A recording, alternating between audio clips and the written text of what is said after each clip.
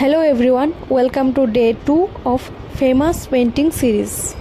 তো আজকে যে পেন্টিংটা করব তার নাম হলো girl with a pearl earring. এই পেন্টিংটি ডাচ স্বর্ণযুগের চিত্রশিল্পী জোহানেস ভার্মির এঁকেছিলেন।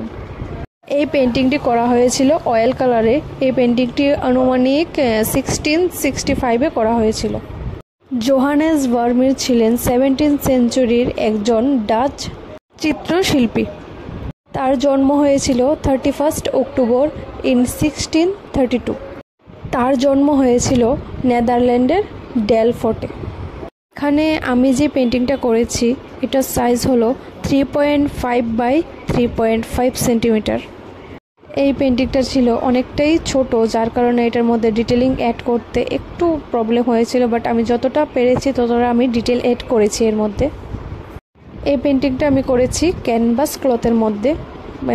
পোর্ট্রেটটা কমপ্লিট হওয়ার পর আমি এটার ব্যাকগ্রাউন্ডটাকে ব্ল্যাক কালার করে নেব। ব্যাকগ্রাউন্ডটা কমপ্লিট হওয়ার পর আমি এই পেন্টিংয়ের কানের দুল অর্থাৎ পার্ল ইয়াররিংটা করে নেব হোয়াইট কালার দিয়ে।